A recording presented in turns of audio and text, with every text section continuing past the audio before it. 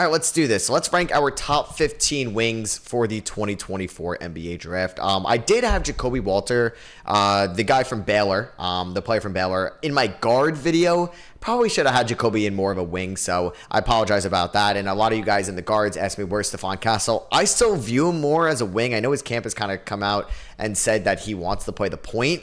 We'll see if that ends up happening, but from what I saw at UConn this year, I think he's probably better suited as a wing to start off his career, so that's where I'm going to have him in this ranking. So I was at the Combine in person. Obviously, I mentioned that before, so I got to see a lot of these guys up in person and up close in person. That's what I wanted to say. And I'm very excited to rank these guys because it was kind of tough doing this. I have 15 guys.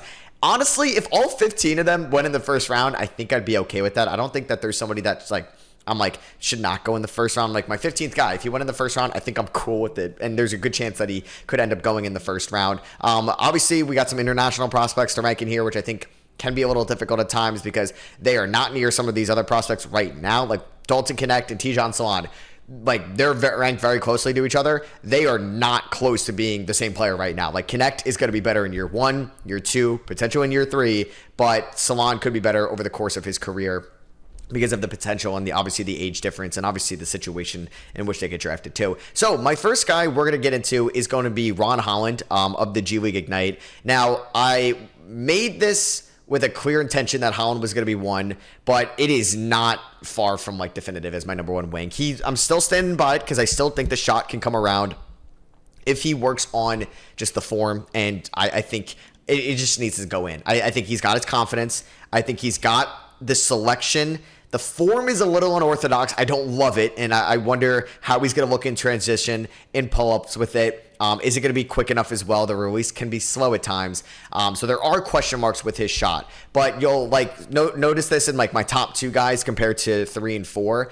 I value defense because I think from Ron Holland, I'm getting a for sure all defensive caliber wing in this draft. Someone that is, I think, very high motor, someone that's very competitive, someone that is going to be able to guard you on the perimeter, off the ball, on ball, in the post. He can do it all defensively already, and he's still a very young prospect.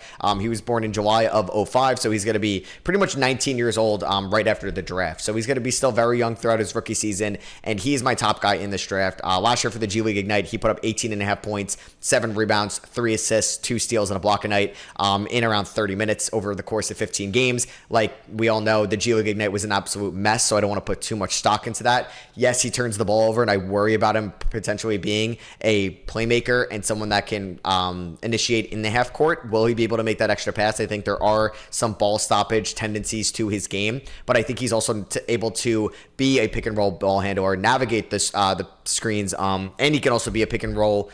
He can be the picker. He can be someone that is going to be able to roll to the rim and hand out screens and be this physical force inside that also I think could be a very above average outside presence as well. I think Holland, why I have him ranked number 1 is because I trust the defense and I also trust the chance that he will develop an outside shot. Maybe not could be an elite shooter one day. I don't think he's ever going to shoot high 30s, low 40s from 3, but I think he could shoot 50% from the field as a wing.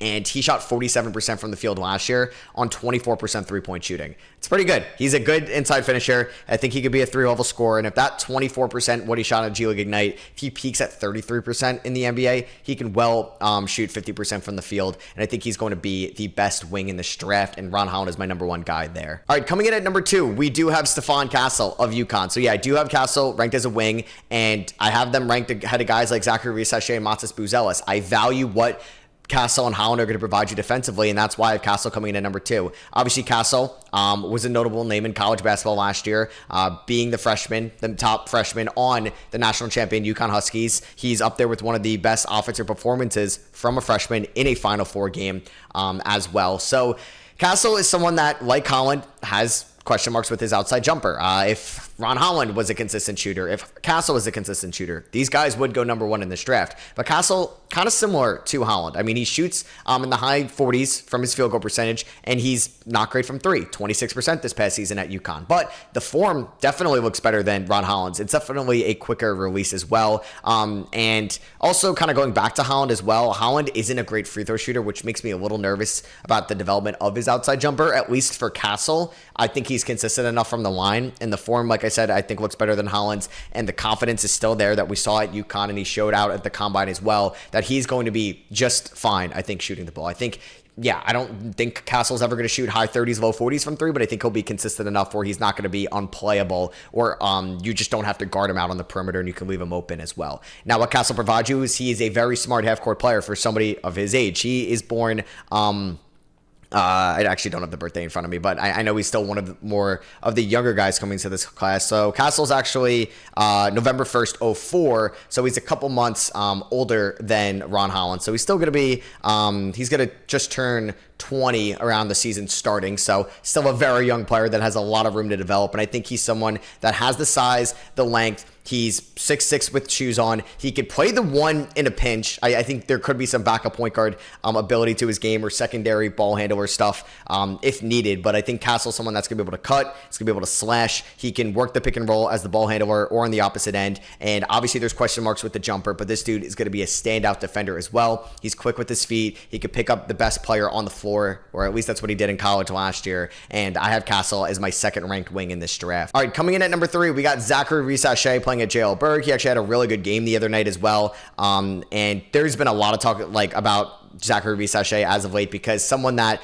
has had his inconsistencies over the last couple of games that he's played throughout this season as well. But he's someone that has immense upside, right? He's someone that's 6'8", 6'9". He's 19 years old, just turned 19, and he's someone that could potentially be a really good shooter and floor spacer with his size, and could eventually develop some defensive tendencies as well. This year, throughout the Euro Cup, he played in 17 games. He shot 57% from the field, 56% from three, and then just kind of in Pro A play throughout the season, 44% from the field, 35% from three. So a little bit of a drop off there. I think Risachet actually shows some Bilal Coulibaly tendencies from the international style of play last year, and I think that's where we can kind of mark him as this year. So yeah, it's a guy that's been talked about to go number 1.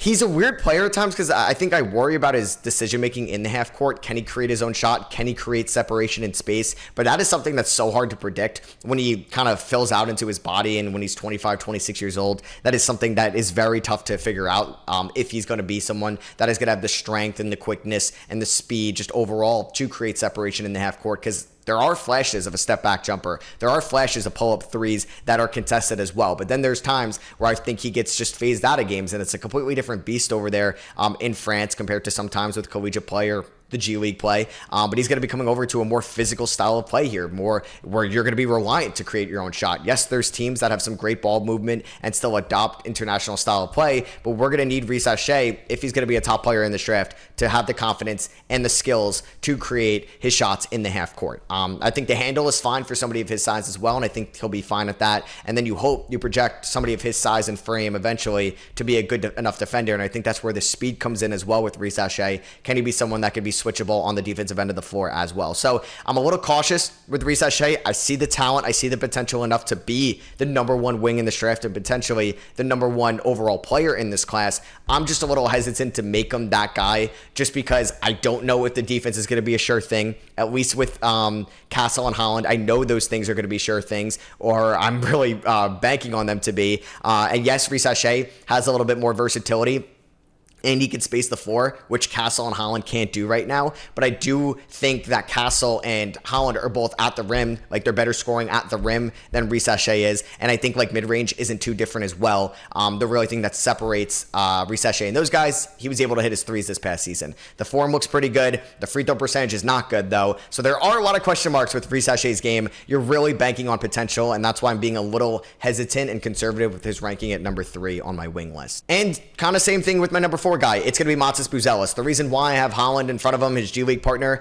Ignite partner, is because of the defensive ability. And I think Buzelis has really good upside. I think he kind of is a similar player to Risachet. You hope his size and length becomes such a mismatch, and his ball handling ability for somebody in the half court. And Buzelis is somebody that I was super low on watching him at the G League Ignite this past season. But as I kind of learned more about his high school film and how he was a pretty good shooter last year, I'm hoping this year is an outlier for him, and I still have him as my 4th ranked wing. I would use a top 10 pick on him for sure.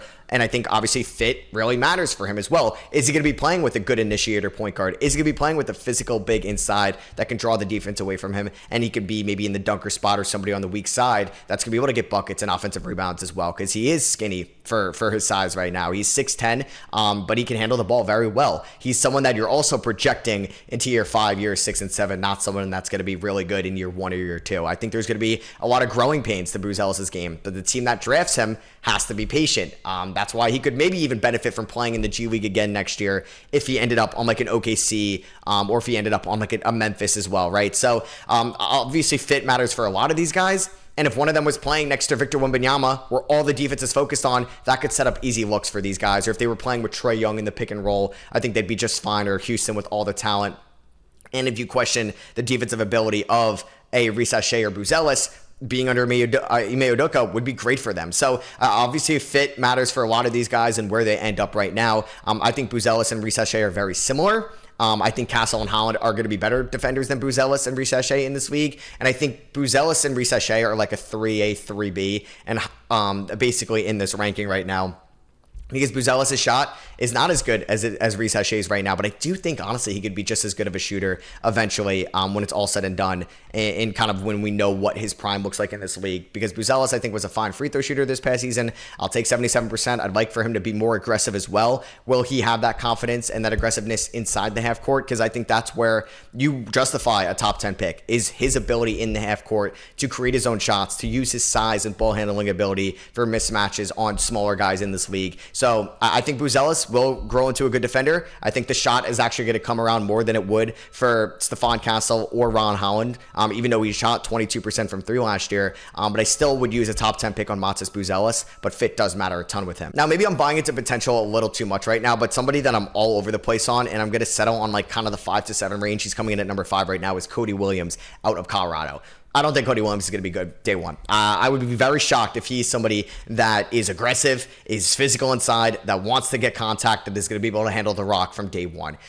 He's a project play. I think the first 42 games, or excuse me, first 41 games, the first half of his rookie campaign can be kind of rough. We're going to see him maybe turn the ball over, look physically imposing to, not look physical, imposing, excuse me, to other players out there. He is skinny, man. Seeing him up and close and personal, in person, I got to stop saying personal. It's very skinny frame. He's like 6'7", 6'8". He does feel bigger than that. He's got a 7'1" wingspan, but he's about 170 pounds right now. He's very skinny, and I worry about them with his post defense. If you're going to be playing him at the 4 or him guarding bigger guys out there, that he's going to get just dunked on, like out physicaled inside, and I worry about that part of his game because obviously that could be a huge mental aspect to it as well. I think he could really benefit from ending up on a Memphis, even if it's a San Antonio or an OKC, where they're not really scared to throw him in the G League or let him really just get his reps out there and go through the growing pains. Because Williams, you'd hope somebody with a 6'8" frame like he does and super long arms, he could be an elite defender in this league.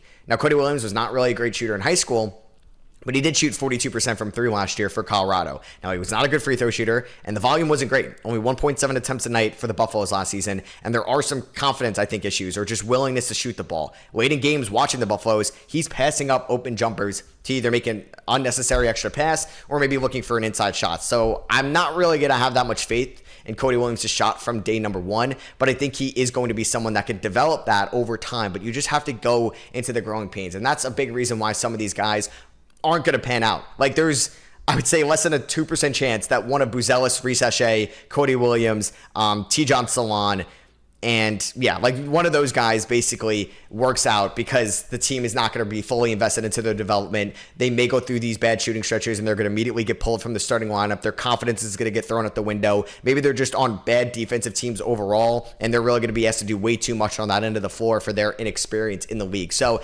you really got to go with these guys and really prioritize their development, and you got to be willing to go through the growing pains on this. And obviously that could be tough if Cody Williams ends up in OKC. He's not really going to do much right away. That's why Ousmane Dieng is playing for the Blue and the OKC G League team, because they really can't rely on somebody that's not confident, super aggressive, and able to be smart enough on the defensive end of the floor. Now, OKC has a good problem right now. That's fine. Like, Cody Williams can spend time in the G League. He could learn, obviously, under his brother and some other guys there that have a similar mold and kind of came through a different style or through a similar style of play than Cody Williams does. But I do think it's going to take a little bit of time. But I think if you prioritize his development, he's someone that's going to be able to space the floor, that could be very lanky defensively, and someone that could actually have somewhat of an inside game in this league. So coming in at number 6, I got Dalton Knecht coming out of Tennessee. Knecht is probably going to be the best player from day one out of all these guys. But that obviously makes sense. The dude is going to be 23 basically going into the draft. He's one of the more older prospects in this draft because he's a fifth-year senior. Spent some time in JUCO, Northern Colorado, right? And then ended up playing for Tennessee this past season and was a beast, man. He was really good for the Volunteers. He's someone that was very efficient. The jumper looks great. He tested super well at the combine as an athlete for somebody that you maybe not think of looking at him just because he's a 23-year-old white dude. But he tests well with his athleticism at the combine. Was up there in the pro lane, the shuttle drills. This dude is pretty quick for someone that's 6'6", right? He's pretty good. He's pretty strong as well. He's not like the craziest athlete in the world. I don't think he's going to be doing windmill dunks. He's not an Anthony Edwards, but he's someone that is going to use his strength, his quickness to get open shots out there, and he is an elite shooter. I do wonder why his free throw percentage was really bad, and just kind of watching it, I don't know. I don't think it's really changed much. He looks very confident in mid-rangers around that line too. It's just maybe a pressure thing, but he's someone that was lights out from three. He could score inside, and I think he has the motor and the competitiveness to be a really good defender for somebody at his position. I don't think he's going to be an elite defender, but I think he could be above average there as well. So Knecht, I think, has a lower ceiling than some of these other guys. I don't think Knecht is going to be a multiple-time All-Star. There's a chance that hits for Buzelis, Williams, Risacher, Hollander, Castle, and I think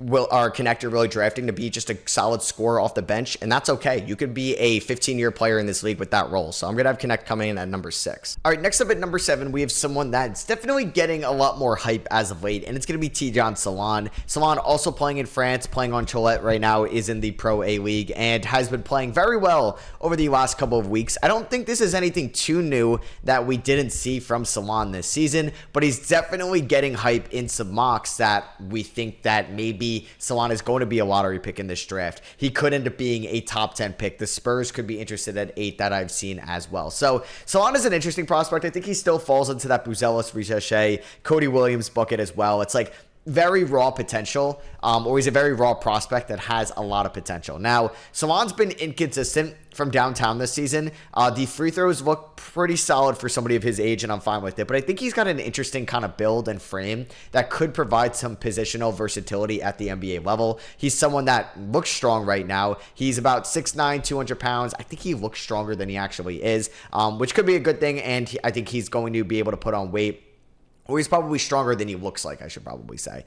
So yeah, I think he's going to be just fine when it comes to acclimating to the NBA level. Given any 18-year-old, it's going to be taking a little bit of time to develop in that sense. I think you're getting maybe somewhat of a similar play out of Risacher, but definitely a better inside presence in my opinion. Better cutter, better slasher. I think better off ball. I think Risacher could be better in spot up ways and just better being set up and even having the ball in his hands at sometimes. I do worry about Salaün, like maybe shot creating or playmaking right now. That could eventually come, but I think you're just betting on that or guessing if that's going to happen, and that's what I think makes Salaün such a hard prospect to rank. So that's why I'm coming in at number 7 with Tidjane Salaün. Kind of a conservative ranking once again with him. Coming in at number 8, we're going to have Tristan da Silva, one of my favorite prospects in this draft for like where he's going right now. I'm a lot higher on Tristan da Silva than a lot of other people in my opinion. He's older as a prospect. He's 23 years old.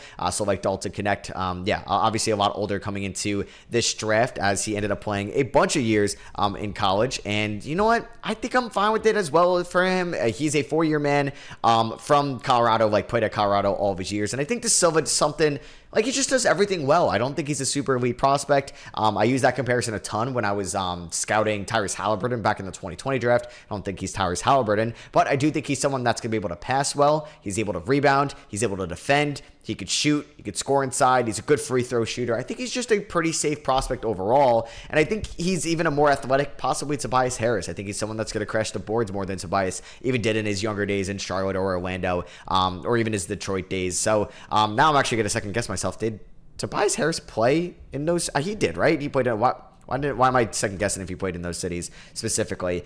He played in Milwaukee. Okay, never played in Charlotte. I don't know why I'm remembering like Tobias Harris on the Bobcats, but no, he ended up playing in Milwaukee, and that's what I was thinking of. But I do think De Silva could be a more athletic Tobias Harris. I think he's a very safe prospect to take in the top 20, and there's a bunch of fits that I would love for him to end up in. I think it would work out really well if he ended up in New Orleans, Philadelphia, Orlando, even Toronto I would like, Cleveland I would like. I don't know about Phoenix or Milwaukee, but I think there's a lot of teams that I think could really use a De Silva, and I think he could even end up being a fringe lottery player as well. It's just that he's 23. Like, if De Silva put up those numbers as a 19-year-old, he'd probably be a top 5 pick in this draft. All right, next up, we got Johnny Furphy from Kansas. Yeah, this would probably be, I'd probably have like Jacoby Walter on like the Cody Williams range if I threw him in here. But Johnny Furphy, I was worried about him potentially going into the NBA draft this year. I thought he was going to stay another year at Kansas, but it makes a lot more sense because I think he's Australian and you can't get NIL money as an international player. Like Zach Edey, Canadian, could not get NIL money, or at least from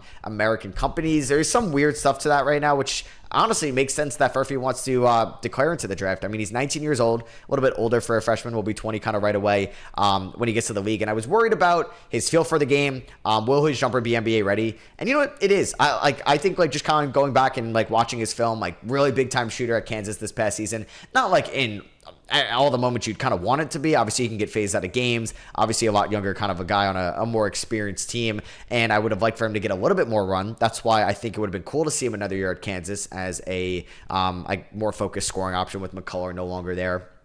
And obviously, they've had their fair share of transfer portal activity. But up close in person, watching Furphy at the combine, that jumper does look NBA ready. It is very smooth. He can go off the dribble. Every shot looks kind of the exact same. That's why I love Reed Shepard's jumper so much. And Dalton connects. And I think Furphy is someone that could definitely go in the mid to late first round, that if a team needs shooting, they could target Furphy. That could be Orlando at 18. That could definitely be maybe Milwaukee at 23. Think the Knicks at 24, 25. Like, he's definitely going to be a first round pick in this draft, in my opinion. And then next up at number 10, we do have his teammate from Kansas, Kevin McCullough. McCullough definitely has a lot lower of a ceiling than Johnny Furphy, but he's a better player than Johnny Furphy right now. I think that goes into the Tristan De Silva situation. I would like to see Kevin McCullough go to a team that wants to win next year because he can contribute right away. Either that's a Minnesota, a Denver, a New York, maybe to Philadelphia. I could see him go as high as 15 to Miami if Miami really likes his intensity on the defensive end of the floor, if he's able to kind of pull that over from college going to the NBA. McCullough, a lot older of a prospect as well. He is a 5-year college player, spent 3 years at Texas Tech, and then obviously just spent the last 2 years at Kansas. He's someone that is 23 years old, and I don't know how consistent the jumper is going to be at the NBA level, but I like his mid-range shot. I like his pull-up, and I think it's going to be just fine. I don't think he's going to be an elite three-point shooter, but I think he's going to be an okay shooter where you have to at least respect him out there. And I think he can actually play make a little bit as well. I think he'd be a very good wing to come off the bench for a team trying to compete in 2025 and pretty much the next 5 to 7 years. All right, next up at number 11, we got Keyshawn George of the Miami Hurricanes, someone that has definitely kind of came onto the scene after my midseason update. Like, I didn't even have him in my midseason update, and then I started seeing people have him in the first round, and I was like, you know what, I got to really dive into him. He's someone that played in 16, or he started 16 games out of his 31 for the Miami Hurricanes this past season. He took 6 shots a night. He averaged just 7.5 points, but the jumper looks really good. The 3-point shot, he can hit it contested. He can hit it off the dribble. He can be an off-ball player in this league, and there is some real defensive upside to Keyshawn George's game. He's someone that is very lanky. He's 6'8". He's got a 6'10" wingspan. He's 210 right now. If he puts on a little bit more weight, this man could be an elite 3-and-D guy in a specific role on a team one day. And I think you're drafting Keyshawn George for the back half of that rookie contract and hope that he can develop into a good rotational piece. Kind of like an Aaron Nesmith, right? Like a similar mode to that. I think Nesmith was definitely more NBA ready.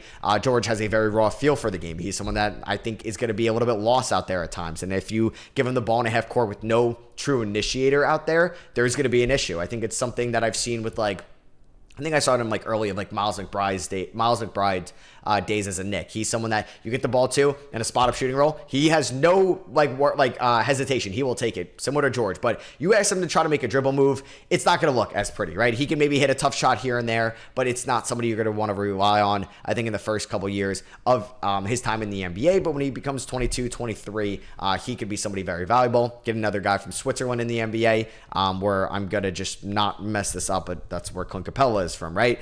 Yes, okay, didn't want to mess that up. So that is pretty cool. Oh, my guy, man. Ryan Dunn is my next wing coming in here at number 12. I would still take Ryan Dunn in the first round. I think I would actually take all 15 guys, yeah, like I mentioned here in the first round. Dunn, is such a good defender, man. He really is. He can cut, he could slash, he could score inside. He's strong. He can dunk, like he could finish at the rim. It's just he's going to be so non-existent from the three-point line. It's just not look good, and I think he's going to have some confidence issues, and I wonder if he's going to continue to get a green light. And I think if he ends up being Matisse Thybulle, that's fine. I think he's a more athletic Matisse Thybulle, a better finisher, but not as good of a shooter as kind of Matisse was coming out of Washington, even though Matisse really wasn't great either. I mean, Matisse actually wasn't terrible. Like, he's still an okay three-point shooter. Yeah, Matisse was a lot better coming out of Washington, but he was a little bit kind of all over the place at times. Like, Matisse had a really bad freshman and junior year and a really good sophomore and senior year. And I think Dunn is someone that is not going to be much of a shooter in this league, kind of a specialized defender.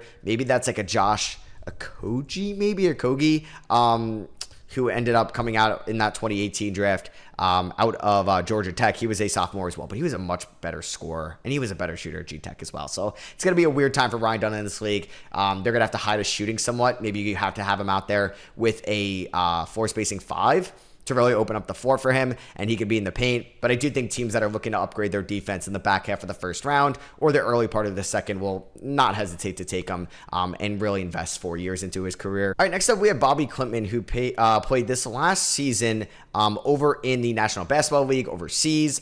He is Swedish, but he played the 2023 season at Wake Forest. He just really put up 5 points a night, 4.5 rebounds, had a dribble game to him, and obviously pretty lanky dude. And then like Kevin O'Connor came out and was like, this guy's going to be a top 20 pick. And then he did not decide to go into the 2023 draft and decided to play overseas for a year, where he was fun. Like he averaged 10 points, 5 rebounds, showed off the handle. 3-point shot was inconsistent at times, but did end up shooting 34%.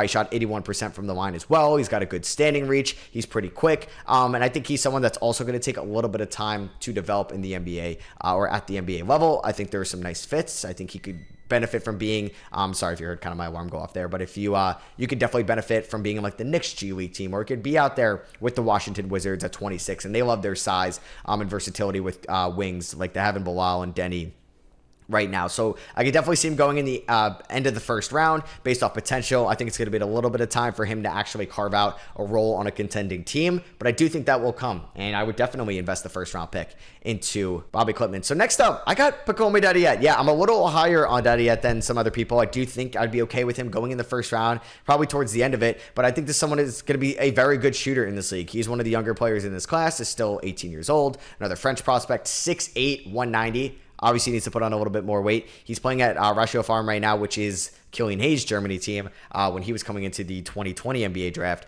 And Dadiet is someone that I think is going to be a good spot-up shooter in this league. I don't think he's going to be anything crazy at the rim or like getting to the line, but I think he's going to be someone that could actually have a 3-and-D role in this league due to his length, his wingspan, and his kind of motor and his, I think, feel for the game is very high for someone that's an 18-year-old right now. But like I said, I think he needs to put on weight. I think he needs to be better at attacking the rim. And he gets a little foul heavy at times, I think, for his like minutes. Like he averaged a foul and a half per 15 minutes, which would be around 3.5 to 4 per 36. So I think that's something he needs to work on, but I think he could be an efficient scorer at the NBA level, and I think it's well worth a late first or early second. So lastly, like making the cut, this was tough, man. Like, so it's Jalen Tyson out of Cal, but like Dylan Jones was right there out of Weber State. I'm a big fan of Dylan Jones in the second round. I like Baylor Shireman, Alex Caravan as well, but maybe I'll slide him into the big because he could be more of a 4 as well. I like Pele Larson, Trey Alexander, but he could be a guard.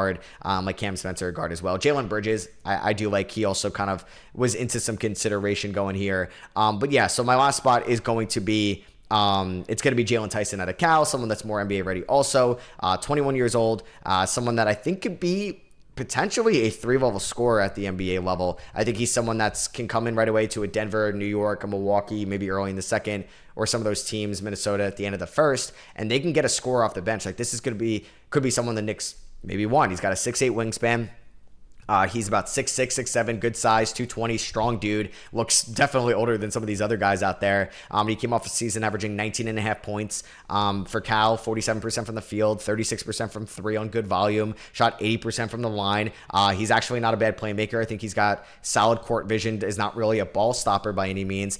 His free throw percentage, and I think his confidence and just overall volume from 3 got a lot better. This dude was all over the place in college. Spent the 22 season his freshman year at Texas, the following year in 23 at Texas Tech, and then this most recent year at Cal, but did get better each year. Obviously had more opportunity and really played fine at Texas Tech last year, but really good for Cal this year. I like to see the improvement from his free throw shooting, and I think if he continues to do that, he could be a solid rebounder, good defender, and could score in a pinch for you off the bench. So I would take Tyson in the first round. I would take him earlier in the second, and that's pretty much everybody that I had mentioned here. All right, so I'm here with Evan Sidery, and we are going to just talk about a bunch of NBA topics kind of throughout the league. I guess before we hop into it, Evan, how you doing? Like, I guess kind of like what you've been up to, stuff you're doing right now. Oh, I'm doing great and really appreciate the invite on the show today. I've been following your work for a minute, so it's a real honor to actually be on with you. But it's been a busy week, man. I mean, we just found out this morning that Inside the NBA has one last dance next year, which sucks. I'm Yeah. not a fan of that at all, but this is the kind of year where we're getting leaks before the draft, free agency. Silly season's about to start here soon. That's the most exciting part. No, definitely. I feel like it's going to be so weird, like with the NBA over the next 3 years, because obviously, like, I guess we're going to NBC, like, that's going to be the main provider. And then, like, ESPN will still get their share. And then Amazon's going to get a share. And then you'd assume with the new media deal, we're going to get expansion teams as well. Like, I feel like we've been hearing about this for a little bit. So, I guess I wonder, like, what do you think that we're going to see expansion teams by like 2028, you think, or like maybe before or after that? Or you like they're definitely coming, right? Oh, for sure. Yeah. I mean, it feels like an open secret at this point that LeBron James is going to own whoever is in Las Vegas, whatever Right. team that's going to be.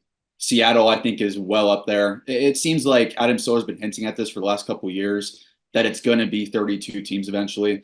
I would say probably a little after 2028, but I think it's around the money there. 2028, early 2030s, I would say is the latest. It just feels like how deep this league is. Now you're seeing the 5 seed Mavericks, the 6 seed Pacers make the conference finals. It just goes to show how deep this league is. And you see guys really in their top 40, 50 players that 5, 10 years ago are probably consensus all NBA guys. Definitely. Yeah. I think like as talented as ever. And it's kind of needed at this point, too. I think like some teams have to be at the bottom tiers of the Eastern Conference. And it feels like the talent that like maybe like Toronto had throughout 82 games or like even Charlotte, like these teams could have been like fringe like playoff teams a few years ago. And now they're just at the bottom end of the their respective conferences. And like teams like Sacramento, Golden State, like really good teams, at least on paper this year, just didn't make the playoffs. Obviously, with the playing tournament kind of being a deciding factor of that as well. I guess we'd like to think that it's probably going to be Seattle, Vegas, and then they'll do some realignment with either like a Memphis or New Orleans going to the East. Is that pretty much what you think is going to happen? Or would you prefer like maybe a different city gets involved?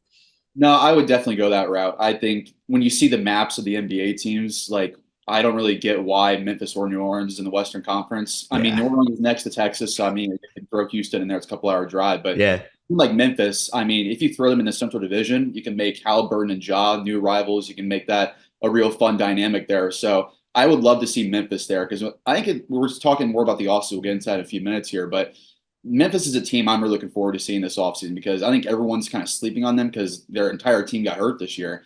But they're going to be a team that I think could really make a lot of wheeling and dealing this summer. Yeah. I think when you look at teams that didn't make the playoffs this year, they're probably like the favorite to make the playoffs next year, you would think, because they were the 2 seed last year, even though they lost in round one, like they're going to have all their core back, like Ed and Marcus Smart. They're going to have a top 10 pick in this draft that they could move. They have most of their other picks as well. So that'll be exciting to see kind of what they do this offseason for sure if they try to move that number 9 pick in this draft.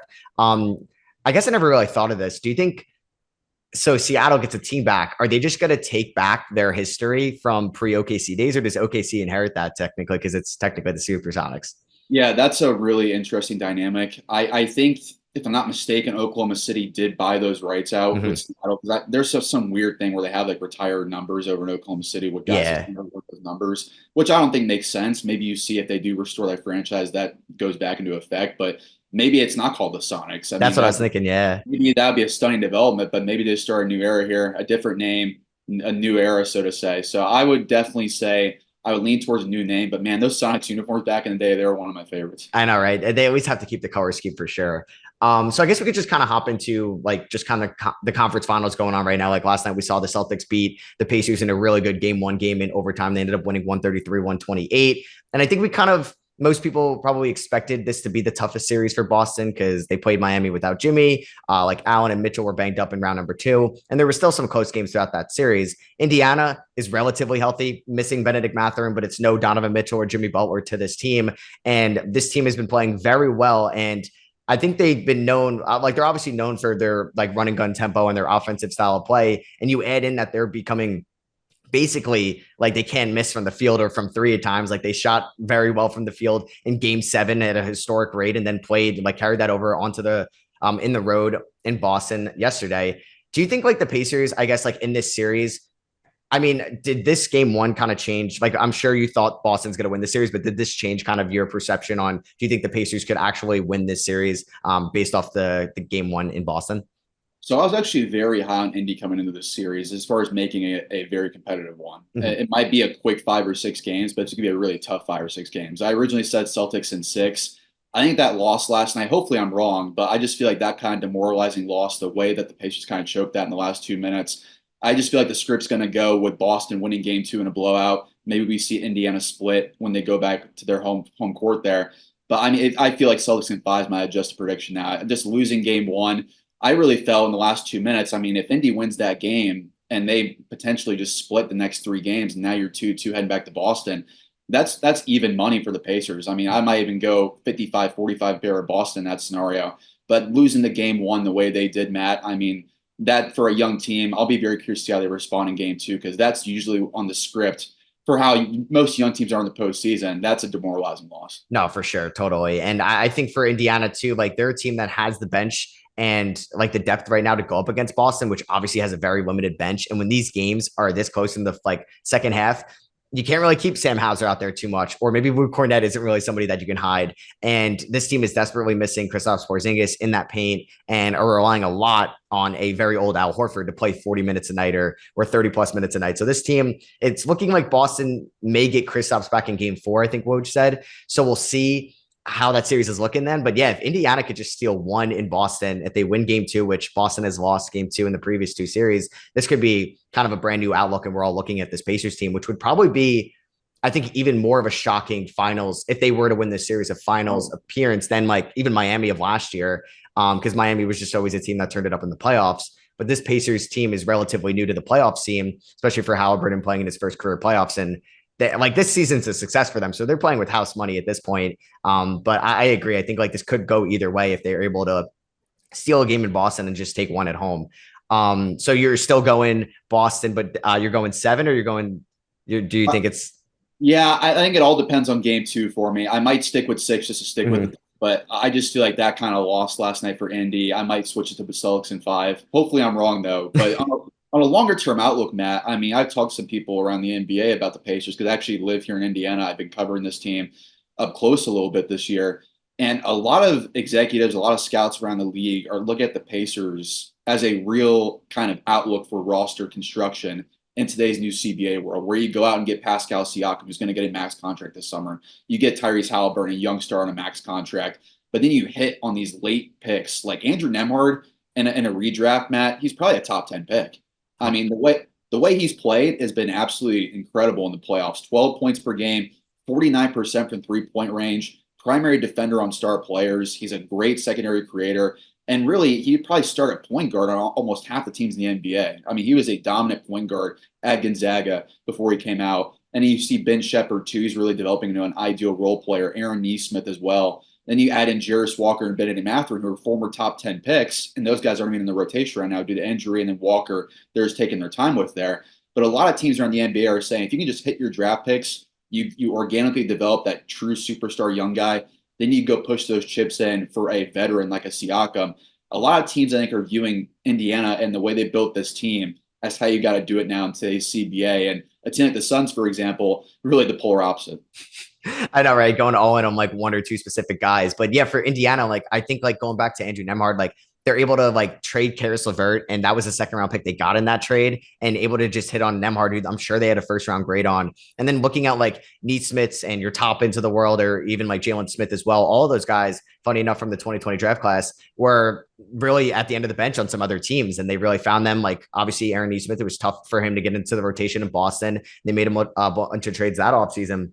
And they found in what he could be in year 3 and year 4 in the NBA when people looked at him differently in the first 2 years. And then you're getting him on a fantastic deal because Aaron Nesmith and Nemhard, these guys like try their asses off on defense and they're able to hit their shots. And I think even for Nemhard, his shot selection is phenomenal. He's not forcing it at all. He's taking like good mid-range shots, or he's not forcing threes if he doesn't feel confident in it. And I think that's great. And like you said, like not even Jarris Walker, we're really seeing it all with this guy with this playoff run. And you'd expect him to have a bigger, I guess, involvement in the team next year. And I'm excited about what they do because you assume like Siakam is going to re-sign. Not sure what that number is going to look like. I'm sure we'll feel a little bit different about Pascal Siakam if he's making $40+ million compared to maybe.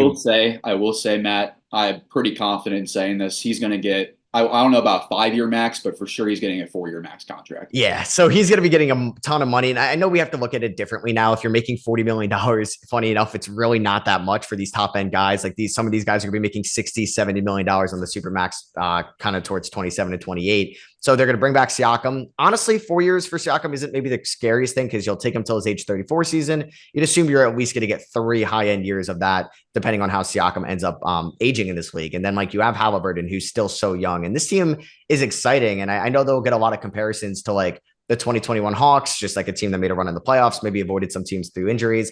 But this team, I think, is here to stay in the Eastern Conference. And I'm trying to like figure out, I don't want to like look into the offseason because this team could win the finals this year still. But like, this is a team that I think going into next year, I'm trying to think like how we're going to look at them compared to the rest of the East. Like they're probably going to be a good regular season team, you'd think. So like after Boston, I mean, you'd assume, I don't know, man, like this team, like against the healthy Bucks team could take them. They just beat the Knicks, albeit the Knicks were injured, but like throughout the regular season, they could finish as high as the 2 seed in the East next year. Yeah, sure. I agree with you. And this young core that we just mentioned, Mathurin and Jarris Walker, I'm not advocating that Indiana does this. I very much doubt that Indiana will do this. They'll probably stay patient, let these young guys develop with Siakam. But just hypothetically speaking for a second, Matt, if they wanted to go get a 3rd star, they have really anything any team wants. If they wanted to offer somehow, I very much doubt it, but a Neesmith or Andrew Nemhard in a trade, or you want to throw in a Mathurin and or Jarris Walker, plus those future picks they still have. They didn't empty the war chest for Siakam. They still have 2028, 2030 picks, pick swaps as well. I mean, I feel like the Pacers are very quietly a team that, let's say like a Mikal Bridges became available. Mm-hmm. That's a guy that I think if you put a Mikal Bridges next to Halliburton and Siakam, that's a really, really scary team. Oh, for sure. And that would be a very interesting team. I think for Brooklyn, that could like maybe find appeal like in these young guys in Indiana, or maybe they look, I don't know if they'd want another ball dominant guy like a Brandon Ingram, but he would even, I think, cost less than Mikal Bridges this offseason due to his pending free agency in 2025. So yeah, definitely exciting future for the Pacers. As for the Western Conference, like Mavericks, Timberwolves, we got game 1 tonight. Exciting enough. This is going to be in Minnesota as the Timberwolves beat the Mavericks, or excuse me, the Nuggets in 7 games in a great game 7 comeback for them. Anthony Edwards is emerging as a superstar in this league. Luka Doncic is kind of showing everybody that he is a top player in this league. Who do you have in this series? And do you think it's going to be, or in how many games do you think it's going to be in? I think we're really in store for a classic here, Matt. I think we're going to get a 7-game series. I think we're going to see Ant-Man and Luka going back and forth as far as who's going to get. This is a real narrative-driven series. For sure. I don't think a lot of people are talking about, just because this is literally Luka versus Ant-Man. And I think whoever wins the series is going to be claimed as the new young face of the NBA. Like, that's what's on the line here. Ant-Man, if he goes through and beats Dallas and beats Luka, he's that guy now. I mean, he just went in and beat Jokic on his home court in Game 7. He had a terrible game offensively, but he did a lot of good things on the other end. You add in if he goes in and makes the finals as a 22-year-old. He is in that LeBron, MJ type of category as far as trajectory. I won't go that far just yet as calling him like an MJ. Mm-hmm. But, man, he is so fun to watch, one of my favorite players in the league. But Luka, even on a bad leg, it seems like he's not 100%. He's still coming up a 30-point triple-double. I mean, the dude's insane. I mean, I feel like people are sleeping on him still as far as how dominant and generational he is. So I think this is a series for me where it's going to go 7 games. I will take the home court team in Minnesota, though. I think they will win this one in 7. But I would not be shocked at all if we see tonight, for example, Matt, if Dallas steals game 1. I think that's very much on the table. For sure. I think it really depends. I also predicted Minnesota in 7 as well. And I think a lot of this relies on like what Kyrie Irving are we get in this series. Is he going to actually step up, I think, in the first half of play and not be as complacent, or not complacent, but like just try to act like as a complimentary piece, but really could take over as a secondary scorer, especially if Luka is dealing with some injuries that he's been dealing throughout the whole playoffs. And just kind of like looking at Luka's resume, man, if he's able to get and potentially win the finals this year, he's going to be talked about as like one of the greatest like 25-year-olds like at this point of his career, because he's already had multiple All-NBA first teams, 5 All-Star appearances. He's going to get another All-NBA first team this year, and this is already his 2nd conference finals appearance, which is kind of insane. And he's like a walking triple-double, like you said. And the scoring title this year. His accolades are insane for a 25-year-old. And then for Ant, like it'll be really exciting too for him, just like someone of his age. And I think it's cool that we saw like the emergence of Ant and Shea this year, like guys that are so young but are going to be talked about in top 5 player lists or in top 7 player lists next year and for the foreseeable future. And it'll be exciting to see, yeah, like the narratives around these two. I think it goes into like the Jason Tatum narrative as well. Like, has he been able to do it in the playoffs, or actually win the finals with so many conference finals appearances under his belt? I think one of these guys, it's tough because it's always a revolving door with like the best guy in the NBA. And for a couple of years, we went through Giannis, and then it's been Jokic, I think, convincingly. And I still think it is Jokic, but the push that Ant, Luka, or Tatum would get if they win the finals could be as high as 2, and Giannis could get bumped down a little bit. I don't know what you think about that. Yeah, I think it's certainly on the table. And I think what's fun about this year, Matt, is the parity, but also I think we grew up on the LeBron KD era. Mm-hmm. Like those have been the guys forever for us. Yeah. But now that we're seeing the young generation of people born in the 2000s, like Luka, Ant-Man, these are their new guys, and Shea, and this new young generation of guys 25 and under. It's really cool to see on this postseason stage now. It just feels like the chapter's kind of turning towards those guys now. We were kind of waiting on that the last couple of years, but it really feels like starting next season, or I mean, even right now, if you want to say it, this is the league for guys like Shea and Ant-Man and Luka and all those guys. It feels like we're kind of turning the page from KD and LeBron finally. Yeah. And with just all the parity, it just makes it crazy how many finals LeBron went to in a row, basically from Oh, 2011 to 2018, because we've been seeing a new champion every year, and we're going to see another one this year. And it's cool to see, like, for at least Minnesota being in a position that we're talking about, like they have a great chance to win the finals after how down they probably were last year after the Gobert trade and just being eliminated in round 1. And then you're like, all right, do they have to eventually move Karl-Anthony Towns? Who's going to step up on this team? And then I think like just guys like Nickeil Alexander-Walker and Naz Reid have been so huge to this team, and obviously assistant coach Mike Nori as well. I think Minnesota, this is their window right now. I talked to a couple of Timberwolves fans recently, and they're like, it's weird because it's like they think they're going to be okay long term with Anthony Edwards, but then they're more worried about like the roster construction of the OKC Thunder and how well they're set up, and then like Wemby on the rise as well, and Gobert getting older, and can you win with Cat as a number 2? So I think, I don't know if it's going to get easier than this year for Minnesota at the point they're in right now, but I think between Minnesota or Dallas, both are probably going to be okay for like the long term. But who do you think has the most to lose and like would be more disappointed if they ended up losing this series? that's a really good question because I feel like Minnesota, the only way this team can break up the next 4 or 5 years is if that ownership, like quietly under the radar, that whole A-Rod Mark Laurie Yeah. versus this whole thing under the table. I feel like that's the only thing that could break up this core is if Glenn Taylor keeps this team, he doesn't want to pay the second apron, and he decides, okay, we got to trade Cat for depth or something along Mm-hmm. those lines. That's the only way I think they can break up this core. So I would say long-term detrimentally, I would go in the direction of Dallas because I still think that A-Rod's going to own that team with Mark Laurie in Minnesota. I think they'll get settled this summer, and they're going to keep paying the second apron, no issue, keep that core together.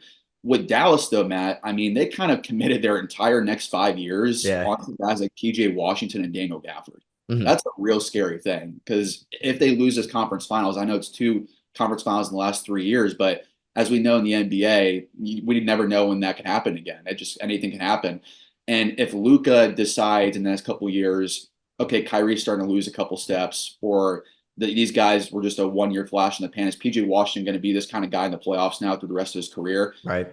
Based off history, I doubt that, but we will see. But if this core isn't the best, you kind of sacrifice yourself into a situation where suddenly, all of a sudden, Matt, the Spurs have a top 2 protected pick swap in 2028. And that is the year I think Luka is a free agent. Like they've kind of put themselves into a trap here where if everything goes wrong in the next couple of years, it's going to get really scary in Dallas. So I would say if for some reason it really gets bad this series, if Dallas gets swept, for example, I would definitely say Dallas. I think ownership's the only reason that can keep Minnesota off that. Yeah, no, I get that for sure. And for especially for Dallas, like you said, going all in on Washington and Gafford. And I think this team has the role players around Luka, right? Like you have your shooting to an extent in Washington and in Josh Green if he's hitting, and you're, I guess, variant you get into Tim Hardaway Jr. and Dante Exum and those guys, but you have your rebounding with Gafford and Lively, which has been so huge. And going back for Kleba for shooting, I think, yeah, Kyrie is the big X factor for this team's future because he's a free agent potentially in 2025 with the $42 million player option. You'd assume they'd want to get an extension done this offseason. I also expect Kyrie could get more money in if he leaves in 2025 and hits free agency, can get paid more there. So he may have an incentive to wait another year. And then obviously with Kyrie Irving, you never know, but there is a 7-year gap in age wise with Luka and Kyrie. So I think the big thing is always having that number two. And we thought that was going to be Kristaps, and then it ended up like they were able to get a great deal with Kyrie. There was a Brunson thing in there as well, but I think Kyrie's the big X factor for their team long term. But I would think he would probably like go back there. I feel like he's probably Yeah. enjoyed it there too. Less pressure on him as the number two, and as he gets older, he's probably okay with that. Yeah, he's fitting in really well, like as the secondary guy. He's letting Luka, like, hey, take over, man. Be a Mm-hmm. 40% usage guy in the first half. And if you need me to pick your spots, go. I'll do that. And we've seen Kyrie throughout his career. He's one of the most clutch guys of all time. It's not talked about enough in the postseason, the way he is. But it's so weird to me. I haven't had a chance to tweet this out yet, but Shams was on, I think, Kay Adams' show yesterday. Mm-hmm. He was talking about the Lakers and how Ty Lue hasn't gotten an extension with the Yeah. Clippers. And he said, in LeBron James' ideal world, and we know how close Shams is with clutch, so I take what he's saying here very serious. Mm-hmm. He said, in LeBron's ideal world, Ty Lue is the Lakers head coach and Kyrie Irving's point guard.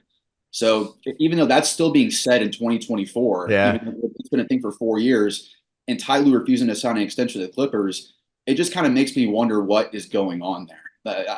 I'm very curious to see what Kyrie does in the future, because if he decides, hey, next year Dallas doesn't go well, I opt out, I can go play with LeBron for his swan song and then play with Anthony Davis. Yeah. I wouldn't advocate for that, but I think it's just something to watch out for, because like you said, Kyrie Irving is one of the more loose cannon guys we've seen as far as this is in the NBA. Yeah, definitely. And even, yeah, like I guess that goes back to the Clippers too. Like, have no idea what they're going to end up doing this offseason, because they have some big decisions to make for sure. New arena, new branding. And then they have a very aging roster. So we can kind of segue. We could do like free agency fits before like draft night stuff. So I guess the big name that should be a free agent is Paul George. He's probably going to opt out of his $48.7 million player option, or there could be an opt-in and a trade, or an opt-in extension. But either way, there's a chance he's on the move this offseason. If you had to bet what team he's on next year, would it be the Clippers, or do you think there's a chance he actually leaves them this offseason? I'd still say the Clippers, because I just have a hard time seeing why would Paul George, who as a guy, as someone who watched Paul George in his Indiana years very closely, and how the Pacers fans were all like, we got our young superstar, and then all of a sudden he just leaves them. He's like, oh, I just wanted to be home in LA. That was my goal in my career. Why would he, in the late stage of his career, unless he's so title hungry, or unless he's completely lost trust in Kawhi, which I don't think is the case, why would he go across the country, for example, to a team like the Magic, who are just on the uprising, not really a title contender yet? Why would he go to the Sixers and bet on Joel Embiid, who's even more of an injury risk, maybe even the Kawhi Leonard? Tyrese Maxey is a great player, but are you really going to latch your last couple of years on to Tyrese Maxey as that kind of guy? I don't know if that's the case. So I think the Clippers are desperate to keep Paul George around. They committed so much assets, and you look back to that OKC trade, Matt, and Crazy. man, that's just a situation where if they would have just kept SGA around, maybe you still get those picks. But man, I don't know how they can reconcile this without just running it back. You really don't have another choice here. I agree. And like, yeah, you look back on it, and who would have thought that like a few years later, 5 years later, that Shea was going to be convincingly better than Paul George as a player, and they're only going to get further and further apart at their talent level in this league now. And Shea is so young, and there's almost a 10-year age gap. And yeah, the trade does not age well. The only thing that could save it is a championship. So you'd assume Steve Ballmer, being the richest owner in the NBA, is going to pay whatever it takes to keep Paul George and go into the luxury tax no matter what. Because yeah, like they don't own their draft picks either, so they really can't afford to have like a retool year or anything like that, because they're really going to hurt themselves and handicap them for the future. I guess like for Harden as well, do you think that Ballmer pays for Harden to come back? Maybe it's like a higher AAV, but it's only like a 2-year deal, because I feel like Harden's like a ticking time clock with his career, and we're just seeing him, I think, regress a little bit as each year goes on. Yeah, it's really tough with Harden, just because I don't know if you saw the video that was circulating around Twitter a couple days ago about prime James Harden, like the 2013, 2015. Like you see his athleticism back then and what he is now. Man, that is such a big difference. And you see Harden over the last couple of months of the season just go off a cliff. And this is kind of the Harden we see now as far as efficiency goes. He looks like a 40-50 game kind of player, not an 82 game kind of player. Yeah. And that's really dangerous, especially after giving up those assets. When that's something I don't think was talked about enough, Matt, was the Clippers were bidding against themselves for James Harden, and they gave up really valuable picks, 2026, 2028. Philadelphia could have a top 5 pick in those drafts, because what kind of future do the Clippers have? What kind of young players are on the Clippers roster? I mean, they really don't have much there. And that's a real scary thing. And again, Steve Ballmer, he has the money for it. I think he's going to commit to 3 max guys here, run it back, pay the second apron, probably get a first, second round exit out of it. But that's a team to me where if things go off the rails, let's say mid-season, I think Paul George or James Harden or Kawhi Leonard, one of those guys, I think at the deadline, that's a team to watch out for that could blow it up. Yeah, definitely. And it'll be exciting to see kind of like, yeah, how that team goes and what the George and Harden extensions look like because they're probably not going to be pretty. And, but like the Clippers really have nothing else they can do right now. I guess maybe we can go through some like free agents, maybe rapid fire. Do you think that they'll stay or do you think they'll go? Or like maybe like an ideal fit if it's not with the team? I know the Knicks for Isaiah Hartenstein, they can only give him 4 years, 73 million because they don't have the full bird rights on him. And there's a chance he could definitely get outbid. He made himself a lot of money in these playoffs. He's someone that hustles on defense. He's, I think, an underrated defender in this league. He's a great offensive rebounder. He's a solid passer as well, with cutters and slashers around him like DiVincenzo and Josh Hart. I think there could be a market for him for sure for teams that have cap space this offseason. Do you think that there's a chance he gets outbid and is not a New York Knick next year? I'd be stunned at this point, Matt. I think Isaiah Hartenstein has proven he's a long-term piece. I think I would be more stunned at this point if they didn't try to trade Mitchell Robinson. I think that's probably more on the table for them than letting Hartenstein go. And Steve Popper of Newsday reported yesterday, and I was stunned by this, that Jalen Brunson appeared willing and able to sacrifice $120 million to potentially keep Hartenstein, to keep OG Anunoby, to keep this whole core together. And I think that he'd be the first superstar in modern history to ever do that. Like, I don't remember someone even taking like $100 million off the table like that. I'd be stunned, honestly, if Brunson actually went through with that, because that's just not a smart financial decision on his end. He can get $275 million if he waits until next summer. But I think either way, I think Hartenstein will either take a discount to stay in New York, or we'll see them pay the full amount and keep him in New York. Yeah, for sure. It'd be like I saw that too, and I was like, how does like what's even the reasoning behind this? The only thing I could think if there's like a dad connection with Rick Brunson being an assistant on the Knicks, and maybe he's doing them a favor after like his like hiring his dad. I don't know if there's any reason for that, but like, why would you leave that much money off the table? And even if Brunson regresses from this year, but even puts up similar numbers to his 2023 season, he's still going to get that max from the Knicks for what he's done and what he still can be as he's in his prime right now. So that would be crazy if he does do that. I think they said, or I was reading a little bit more into it. I think Popper tweeted today that the reasoning would be he would just be able to still be a max free agent again with the new TV rights and everything, I guess around like 2029. And he would increase his 2026 salary, obviously from like 24 million or 24.9 to the 35 range. But still, you're leaving so much money on the table. And what's 1 year going to do, right? Like you could still be an unrestricted free agent again at 32, 33, probably still get one more big deal as long as he ages well, which obviously for smaller guards, it's kind of tougher in this league. But I do think I would like to think that the Knicks also bring back Hartenstein as well. For Malik Monk, he's going to probably get a lot of money on this market as well. Will the Kings be able to afford him? We'll see, but he's someone that just came up runner up in six man of the year. I think he's also somebody that has a much larger role, could really carry over his efficiency with his volume. And we could look at him as a 20 plus per game scorer consistently, the way he's developed in this league, which has been a really cool kind of time going from Charlotte and obviously stops in LA to Sacramento. Do you think the Kings are able to re-sign him, or do you think a team with cap space, maybe like a Utah, Philly, a Detroit, a San Antonio gets involved in Monk? Yeah, I actually checked in on this recently, just poking around with some agents, and the whole expectation from what I've heard is that Malik Monk, I think he can get 16 to 17 million dollars a year at the Kings. They can't go more than that. I'm hearing $25 million a year for him. Like I think $100 million deal for Malik Monk this summer, I think is very much on the table, and good for him. I mean, the way he played in Charlotte, he looked like a train wreck. I think it was just the player development was not there at all for that Hornets team. They didn't really care about Monk's development. It appeared on that front. But then you see him go to the Kings and thrive with a Sabonis and thrive with De'Aaron Fox, really become a secondary playmaker, even a primary playmaker. 7 assists per game, his potential assists around 10 per game.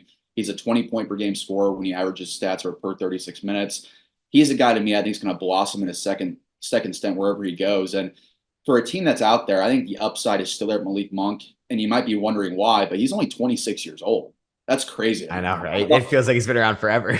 I know. I thought he'd be 28, 29 this summer, but no, he just turned 26 years old, and you're getting him on the prime of his next contract. And I think that's really intriguing to these teams is that Malik Monk, he's just now entering his prime. He's figured out his role in the NBA.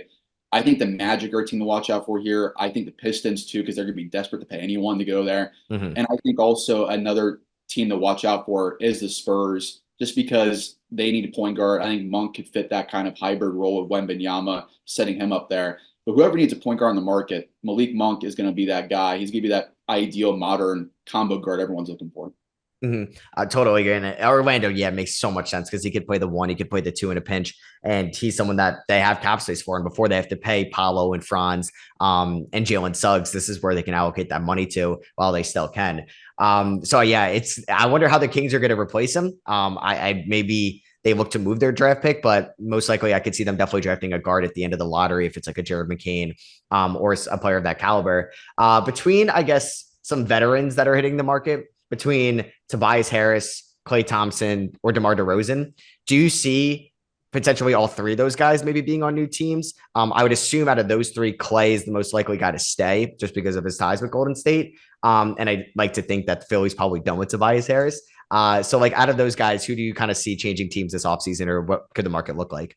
Yeah, when trying to read through like reporting and stuff like that, and I think it was a couple weeks ago now that Shams mentioned on his FanDuel show that Orlando was really interested in giving Klay Thompson a lot of money, and that just kind of felt like, are you sure about that? Like, why would they give him $30 to $40 million a year when they can go out and give a guy like Malik Monk 25, who fits their timeline a lot better?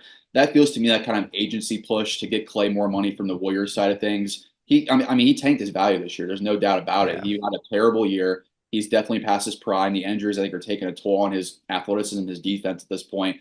But like you mentioned, he's a Warrior for life. I think they do re-sign him on a shorter term deal. I think he embraced being off the bench in the latter part of the year as well. So I think you can kind of get him on a cheaper contract there. And then DeMar DeRozan, it seems like the Bulls are going to run it back, which I don't know what else to say at this point about that team. Yeah. But DeMar DeRozan did say that he wants to re-sign Chicago. They can give him the most money. Chicago really has no other choice but to give DeRozan money because they don't have a lot of good assets on their team either outside of Kobe White, who had a breakout year. Alex Caruso, I think, is going to get shopped this summer as well. But I think DeRozan is going to stay in Chicago. He's going to take the money, and then maybe at the deadline next year, when the Bulls hopefully at that point realize they should break that thing up. Definitely. And yeah, I guess for Golden State and Chicago, they're probably going to, I would like to think that it's going to be Golden State that tries to make some type of move to still try to like maintain somewhat of a possibility at making a deep run with Curry on this roster, still in his prime. But they're going to have some turnover next year. You'd assume Chris Paul, obviously his contract's not going to get guaranteed fully. He could be on a new team next year. I'm sure they would love to move Andrew Wiggins, but nobody's really taking on that contract unless you're attaching like a Jonathan Kuminga or premier asset to it, which obviously Golden State is not really going to want to do unless it's for somebody that can elevate them to a championship title. So it'll be interesting to see. I'd assume Clay's going to go back to Golden State. I just can't see him in New Jersey. I guess like, do you think it would be more likely Clay leaves in free agency or they'd move Draymond Green to a new team? That's a good one. I would probably lean towards Clay leaving. Clay, yeah. I don't know if Draymond has much value around the league anymore, to be honest. I mean, he just seems more like a head case to locker rooms than he does for production. But I forgot to answer too, Matt, about Tobias Harris. I would be stunned if he's back in Philadelphia. Yeah. He's a player that tanked his value. And really since I think January or February, Keith Pompey's kind of been all over this, that Detroit just seems like the team that's going to pay him the money. I don't get that. Good luck to him in Detroit. Good luck to the Pistons doing that. But I think the Pistons just need to spend their money, and Tobias Harris is the most ideal guy that's going to take that money. So I would be stunned if Tobias Harris isn't on the Pistons at this point. It feels like the only team that's connected to him. Exactly. I think for Detroit, I mean, I don't also hate the idea of bringing in Tobias Harris. Now, it also depends what that money is for. If it's a 2-year deal worth $60 million and you got to pay $30 million a year. I mean, I don't think Detroit is worrying any free agents in 2025. And you're going to have that open cap sheet again in 2026, which I think is fine when you're eventually going to have to pay Duran. And if you decide to extend Ivy, and obviously Cade will get extended. So I don't hate that in a pinch because this team desperately needs to take some of the load off Cade Cunningham in the half court. It was Bojan Bogdanovic for a little bit last year. And I think you're just kind of replacing Bojan with Tobias, which I don't think is an upgrade really at all, but I also think it's going to help, or it will help Cade compared to how helpless he felt in the second half of that year when you're relying on Simone Fontecchio to really be that number 2 guy. So I think it'll be very interesting to see what that Tobias contract looks like. I will not hate it if it's 2 years or if it's just a really long 1-year deal, kind of like JJ Redick got from Philly a couple off seasons ago. But if it's like a 4-year deal for Tobias Harris, I mean, this man has already made so much money in the NBA. He's made $250 million. It'd be crazy if he got another 150 guaranteed this offseason. So He's I guess the Kirk Cousins of the NBA. That's who he is. He's the Kirk Cousins of the NBA. Basically just keeps getting that next contract to a team that just has to spend money. I guess for for the for draft now for the draft talks. Obviously, this could be a year where we could have saw maybe the number one overall pick be moved, which has only happened three times in NBA history. Most recently, obviously in 2017, with the Celtics trading down and the Sixers trading up to get Fultz. Do you think we could see like a team specifically in the top five look to move their pick? I'd probably think if it's not Atlanta moving one, it'd most likely be maybe Houston at three specifically, if they're trying to leverage that for a bigger name, or that could tie into if Brooklyn wants to change their mind about giving them the Suns picks and they get their picks back specifically. Yeah, that's really Jonathan Givony and Jeremy Woo at ESPN dropped off their latest mock draft today with sprinkled in a little bit of intel in there. It appears very likely at this point that in whatever order it's going to be Alex Sarr and Zachary Richauche atop the draft. And I would be very surprised if it's not heavily debated in Atlanta between Richauche and Sarr, just because you see their front office go out and see him play. And then Richauche goes up for 28 points a couple days ago. One of the better reports from any prospect in this year's draft, to be quite honest. He was dominant in that game, really showed off an array of skills on both ends. I think he's going to be seriously in consideration on number one.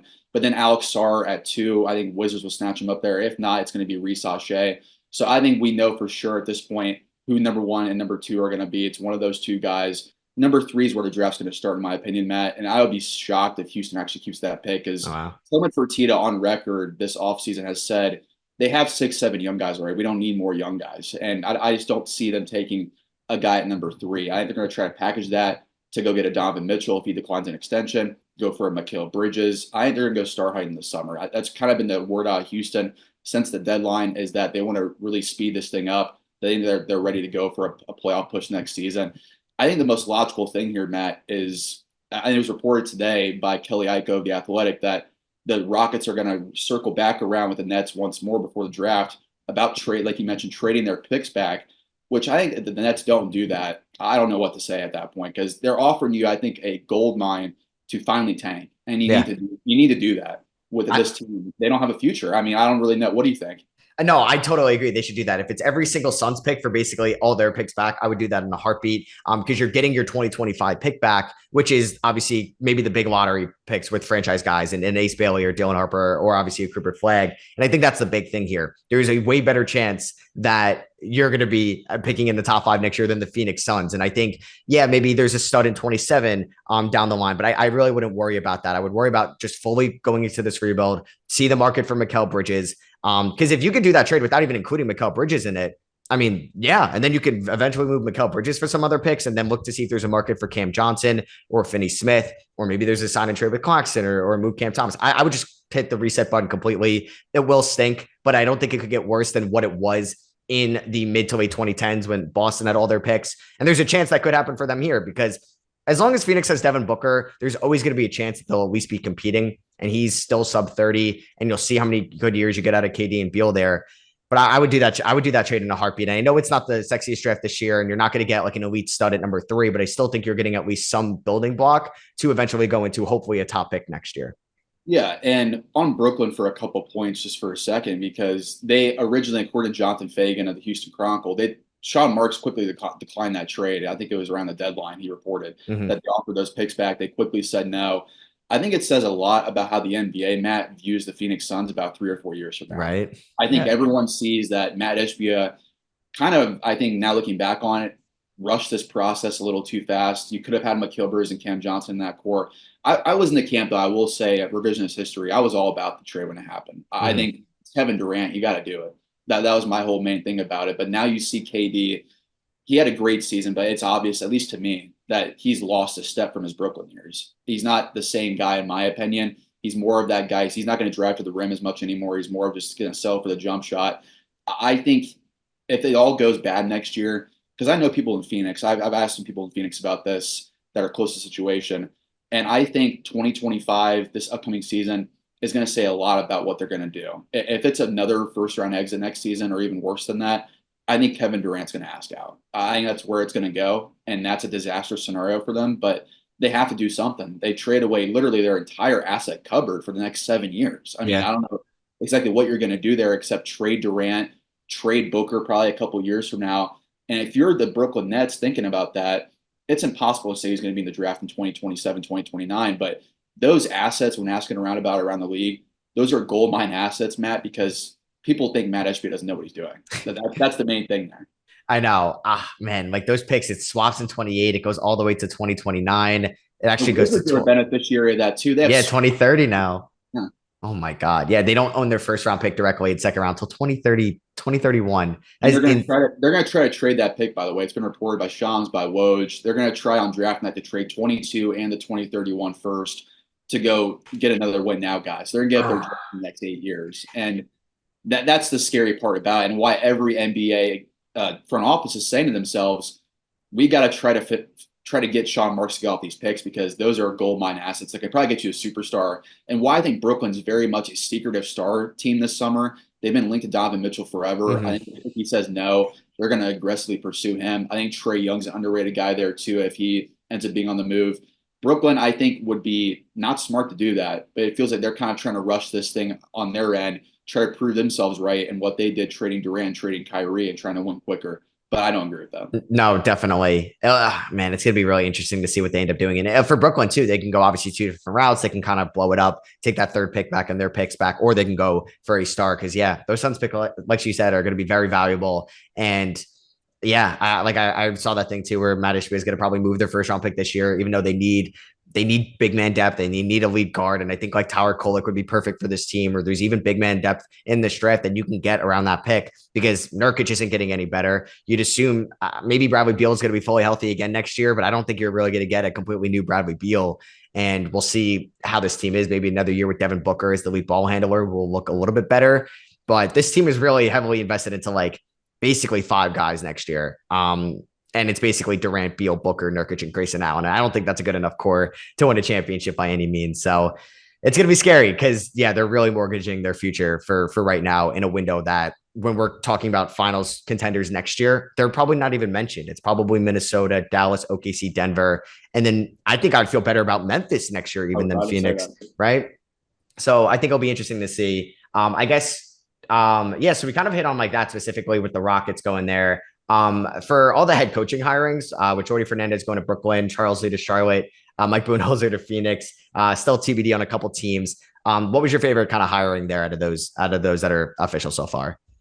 I love Charles Lee to Charlotte. I think obviously the LaMelo Ball thing that came out yesterday, that's another thing we can talk about later on. But I think on the court, I think Charles Lee's a fantastic fit for that young core. And I've talked to people in the front office there for the Charlotte Hornets recently. I'm if you're a Hornets fan, Brandon Miller, I'd put all your stock in. They are all in on this guy. He's taken on a leadership role already as a rookie. He's training with Paul George this summer, his idol, all throughout the summer in Los Angeles. He's taken this offseason very seriously. And I think he's a guy that if I was an NBA executive or a pundit, I would be saying Brandon Miller could be a guy next year, in my opinion, if given the right runway here. If they, let's say, sign and trade Miles Bridges to give him more usage, I would not be shocked he's at like a 23, 24 point game scorer next year. He seems like a guy that really figured out post All-Star break. I think he's a star level player in this league. But Charles Lee is a perfect guy for that young core. I think he's going to instill real principles there. He's a Budenholzer disciple, going to be a modern offense, a strong defense. He was just with Boston this year. I think Charles Lee was a home run hire. I'll be very curious to see what Charlotte does. But I'm Brandon Miller, I think, is going to be hot take. I don't know if it is or not, Matt, but I think Brandon Miller might be more important to their future now than LaMelo Ball.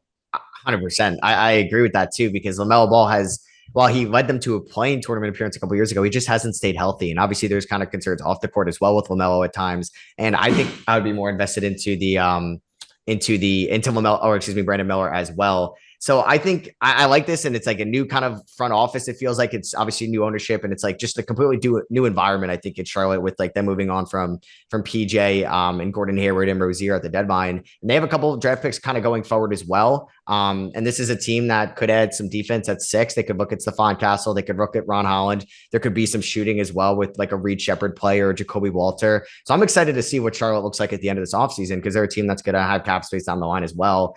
And maybe it's another bad year, but you know what? You're just kind of investing into Miller, LaMelo, Mark Williams. Maybe you get something out of Nick Smith and Trey Mann, and then you kind of go from there, which is exciting for sure. Do you have any predictions for the Lakers head coach right now? Yeah. Is it JJ? I think it's going to be JJ. I mean, all the tea leaves are suggesting that. All the leaks that are coming out are saying Mike Krzyzewski is consulting them on the search. I mean, that's kind of just saying everything about it, in my opinion, that a Duke guy is helping them probably get their Duke guy in the end. And then now we see a report from Jovan Buha and Shams. I think it was yesterday. Pat Riley Yeah. potential. That is very bold praise. I mean, JJ, his podcast is awesome. I think he's been great in the booth. I mean, he's been incredible in my opinion. For sure. But to lose him will suck as an NBA fan. I'll be very intrigued from the Lakers standpoint, just because I have no clue how he's going to be as a coach. But JJ is kind of the guy that if you're the Lakers, you really don't have much of a choice to go out and swing on. I think they wanted Ty Lue to become available, but he's not going to. So why not just swing on JJ Redick? And as we know with LeBron and Anthony Davis at this point, if it's a bad year or two, the coach is going to take the blame on that. So you'll probably have another coach recycled in a couple of years if all goes bad. Definitely. Yeah. It's just another cycle. And that's why I feel bad for like JJ Redick. Like he could be a really good coach. I think a young guy that can connect with this like younger kind of group in the NBA, maybe not specifically for the Lakers, as they're a little bit older of a roster, but I feel like he actually could be a head coach, but I feel like he's just gonna have so much pressure. And even if they're a first round exit, which their roster is probably going to be a first round exit caliber team. I don't think this team is going to be contending for a title next year unless they're able to land a big name and still fill out this team with cheap, better minimum guys that overperform. But it's going to be tough, I think, for Redick to really overcome expectations next year when you're led by LeBron. And I wonder how that could go. I think it would be cool if JJ Redick coached a Lakers team post LeBron. I think that'd be a really interesting kind of dynamic for him. But I think it will be tough. But it'll be cool to see nonetheless him being a coach out there, even though with former players. I guess like it didn't really work out with Steve Nash. Obviously, Jason Kidd, it didn't work out at first. It took him his third stint to really find a home in Dallas. So I wonder how it's going to work out for Redick specifically. Do you think that Washington? I don't know if you heard anything. Are they going to go with Brian Keefe, their interim head coach, or do you think that they're going to look out elsewhere to like a Chris Quinn or like a Sean Sweeney? Yeah, the silence, I think it says a lot about what's going on in Washington. And all indications are, from checking in on it, from reports from Shams and Woj and others over the last month or so, is that the Wizards are embracing a Thunder-esque rebuild. I mean, it's no surprise because Dawkins and Winger are from that same front office with Presti. I think they're a team too they're trusting Bilal Coulibaly, who by the way is now 6'9" with a 7'3" It's wingspan. crazy. They're a really fun young core to look at there, in my opinion. They're a team too. Like if you tank for Cooper Flag next year, that's the team where I think they're already setting the chips in motion to just tank next year, go out and try to get Cooper Flag if they can. But the Wizards, Brian Keefe is most likely going to be that guy. They interviewed him already for the job. He's been the only interview they've had. I think there's kind of just moving in silence here. I think it's just the expectations. Brian Keefe's going to eventually be announced as the guy, but there's been no other really news around that. So I'd be stunned if Brian Keefe is not the guy in Washington. Yeah, and I think it's okay if they like fully realize that it's going to be a dark maybe 2 more years, but like you're at least like you're expecting that. I think for like them in Detroit this year, it was a completely different view on how their seasons went. Detroit probably had a little bit more expectations, and to not be at the bottom of the Eastern Conference and maybe compete for playing. Washington knew they were going to be arguably or probably the worst team in the Eastern Conference this year after moving on from Beal. But they're an exciting, I think, position with having some draft picks, with having the Kyle Kuzma trade asset. They obviously got the Gafford pick at the deadline. Like they'll have another first round here. They'll have the second pick. And yeah, they'll probably be picking in the top 5 next year. I think it'll be exciting for Washington as we go kind of in the post Beal era. You just got to have to stomach the Jordan Poole contract. But I think with Denny and Bilal and if it's Sarr, Reese Hachey, it gives them something to be excited about in Washington for sure.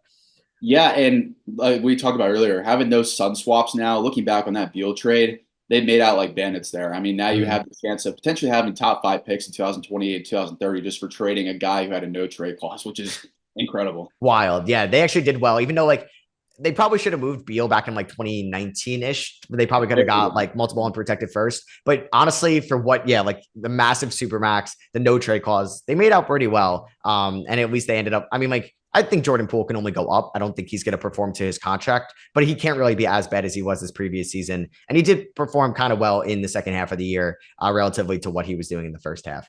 So I guess after like kind of all that talking about potential offseason stuff, what's like one thing that you think like should be on the lookout for? Do you think it's going to be a Donovan Mitchell trade? Do you think we're going to see maybe Brandon Ingram moved, or maybe somebody that is an unrestricted free agent or has a player option in 2025 this offseason? Yeah, I've been thinking this whole time, Matt, that this is going to be probably one of the more wildest offseasons we covered because Woj has been saying, I think since December, he's been using the exact term of like the transfer portal of the NBA is coming this summer. He's been saying that over and over again. And I think it's a real intriguing point because the CBA is going to affect in July, all these new changes. And that's going to impact so many teams financially because you're seeing all these reports about extension eligible guys, Jared Allen, Julius Randle, and goes on and on and on. Mhm. Because now these are kind of pseudo deadlines where you can say under the new CBA, are these guys really worth this money, or should we trade them right now?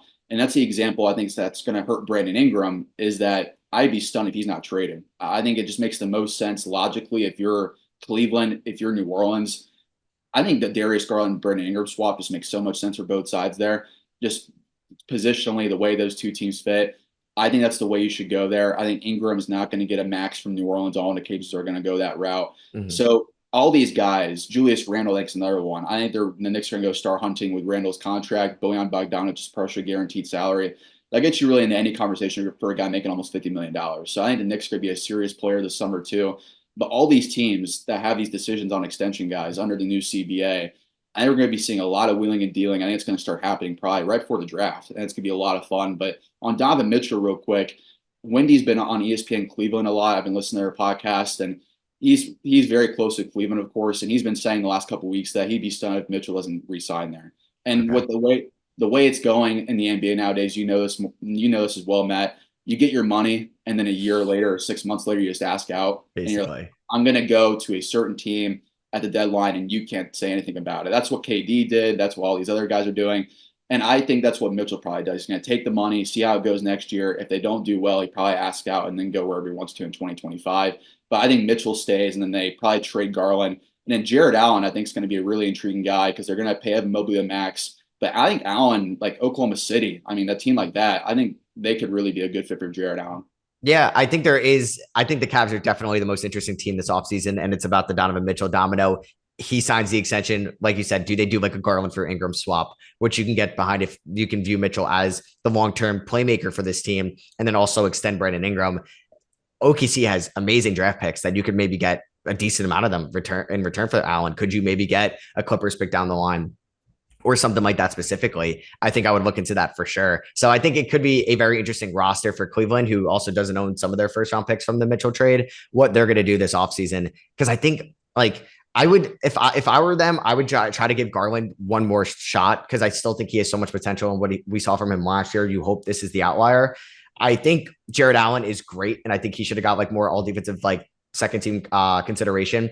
And he's one of the more underrated players on a phenomenal contract. But I think you have to realize him and Mobley, I don't really think are going to work out with them playing together. The floor opens up so much more for Mobley offensively that we saw in round two at times against Boston, especially in that final game. Uh, and you could get a great return for Jared Allen. So I would look to move Allen. I know it stinks because he fits your timeline. He's on a good contract. He'd probably re-sign with you. But also Jared Allen making 40 million a year. I don't know if I would love too much as I love him making 20 million a year. So maybe this is the perfect time since he's got 2 years left on his deal that you can get a good return for him. And real quick on Garland, Shams has mentioned this the last couple of times when he's been on his show on FanDuel that Clutch is going to push Darius Garland out there. Yeah. They're really making this a thing where I understand it. I think both sides are kind of just saying this publicly just so it's an amicable breakup. But Mitchell and Garland, I don't think really work. You can't in today's NBA. I don't think you can have two small guys, 6'1" and below, running your backcourt. I think, like you said, Mitchell. I think in today's NBA, Mitchell's a point guard. I think that's how you got to view it. And Garland, I think he views himself as a point guard. He's been playing a lot more off ball with Mitchell there. I think reports were saying that Rich Paul, he's going to meet with the Cavs if Mitchell does sign and request that trade for Garland. Using the clutch connections, I think LA is on the table. I think the Pelicans are on the table. I would say now at this point, if I make a prediction, Matt, I think Mitchell does stay and they trade Garland, they trade Allen, they give Mobley that max and then go from there. And I think JB Bickerstaff too. I think he's probably going to get fired next couple of days. Yeah. It's going to look so different in Cleveland for sure. And I wonder, like, I'm sure there's plenty of assistants that they can go after too if one of them doesn't end up with the Lakers. Like they can get a top assistant in the league, and Donovan Mitchell will probably have a lot of say in the next head coach if he does resign there. And I mean, that team could look very good next year if they make the right trades, if they move Garland and Allen. They're going to be able to get solid players or picks that they can use for players in return in that deal. You're going to assume they try to bring back Isaac Okoro, and then they'll have the Max Strus guy. I'm not a big fan of Karis LeVert. I would try to move him as well, but I don't know if he has much of a market. So this team could look different next year. I mean, the East is still kind of wide open. I mean, this team fully healthy with a little different outlook or a different environment and kind of personality could beat Boston in a playoff series. They could beat Milwaukee. It's not impossible. It's not like it's like the death lineup Warriors team. Like these teams are beatable in the East that we've seen this year. So they maybe just have to make the right move or two, and you just go all in. Like we saw the Raptors go all in 2019. It could have been horribly wrong if they ended up losing any point before the finals, and they were able to get it done. So once you get that title, that's all that matters. And I'll be interested to see. I just hope they make the right decisions this offseason. Yeah, and it's going to be really interesting to watch that just simply because you see how unpredictable their future is. They get up all their draft capital starting next year, Mm-hmm. 2025 through 2029. So they have no incentive to tank. They No. really don't. And they're going to have to try to win on the margins here, try to win these trades, try to fit whatever pieces are best around them. But everyone in the NBA, Matt, is looking towards that decision with Donovan Mitchell. Under the new CBA, you can now offer extensions immediately after the finals ends. So we're going to know before the draft, Donovan Mitchell, if he's staying or going in Cleveland. And if he does decide, you know what, I'm tired of Cleveland, I don't want to be here anymore, I'm going to leave the money on the table and go somewhere else. I think that's going to set up a huge domino effect. You just mentioned what they could do around Mitchell. What happens if Mitchell says, you know what, no thanks? That's going to change everything for him. Garland stays, maybe even Allen stays. Mm-hmm. It really opens up everything for him as far as two potential outcomes. Yeah, and I think. Do you think that they would get more for Garland or Mitchell when you take into consideration contracts this offseason? Is it still Mitchell? Yeah, for sure, Mitchell, just because he's still in his prime, and we're already hearing it. What's crazy is that when Wendy mentioned this last week, that teams are already prepared their offers for the Cavaliers if Mitchell asks out, which Yeah. is I haven't heard of that before. Like teams already have their offer in place. We don't know them publicly yet, but we even already know the teams too: the Pelicans, the Rockets, the Nets, the Mm-hmm. Lakers. Probably another surprise team in there too, where we already know the market if Mitchell asks out. So we're kind of all just waiting around to hear what he's going to do here the next couple of weeks. And if he does decide to ask out, I would actually lean a lot more towards a team like the Pelicans or the Rockets getting him than a team like the Lakers, just because I think Cleveland, under that example, is going to target young guys and they're going to target those picks that they lost because they, like I said, they can't bottom out. And Danny Ainge is probably laughing his butt off I because know, right? he got once again he won a trade and he won it going away. It's incredible. Exactly. And yeah, it would just be so risky for these teams like New Orleans or Houston, where if they don't get a definitive like answer on a Mitchell extension to trade for him and just let him be unrestricted free agent next offseason, which is really risky to do that we've seen for futures. But yeah, thank you again, Evan, for coming on and talking about NBA stuff. This was really fun to do. And it felt like the hour just went by and like we were just kind of talking about the NBA. So thank you for coming on again. I appreciate it. Yeah, anytime, Matt. Appreciate it. Thanks, man. Yeah. So like you can find Evan kind of on Twitter, right? And just kind of doing your own thing right now. Yeah, so I contribute on multiple different places, Forbes Sports, Sporting News. I even sometimes update my Substack, even though it's very rarely. But I make podcast appearances. We'll see what my future holds. But I have a lot of different hats I'm wearing right now, but it's really fun. Yeah, definitely. And appreciate it again for coming on, Evan. Yeah, Thanks. absolutely. Anytime.